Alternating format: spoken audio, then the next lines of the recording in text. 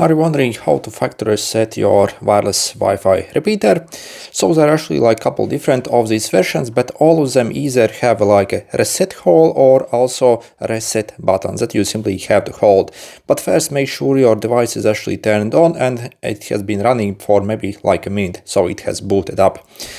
Also in the web application, we can also reset, but again, the best method is using the button because it's the fastest and most reliable.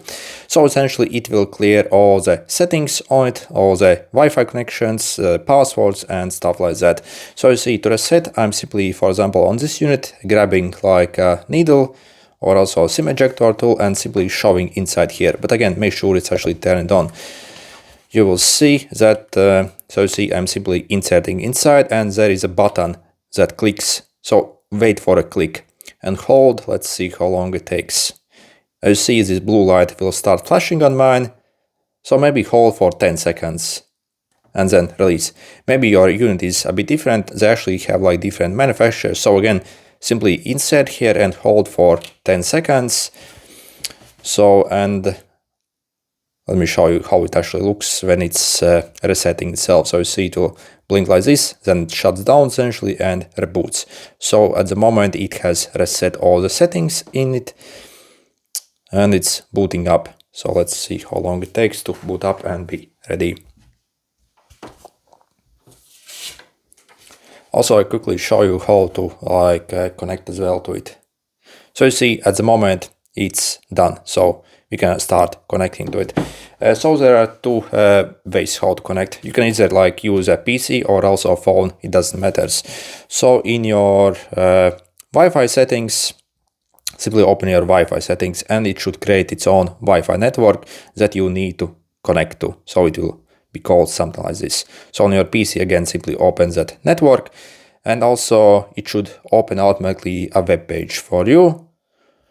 So if it doesn't, so for example, as it doesn't for me at the moment, so I would actually enter the IP address of it. So it's printed on the back of it.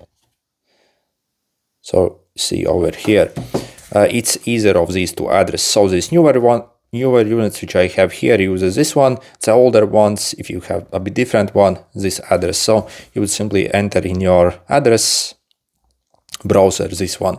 So 192.168.11.1 or again 10. So try simply which works and you see it opens up this setup page. Again, this setup page might be slightly different depending on your model. There, see, you can set up various things here. So it will first scan for your Wi-Fi network here.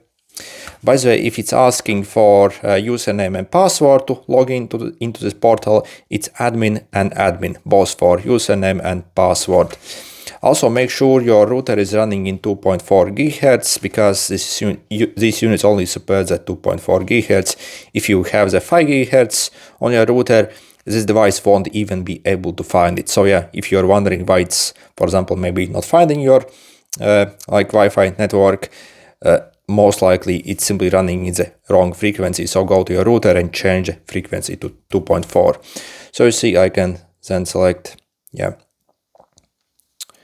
enter your password here of the Wi-Fi network. Click next, finish.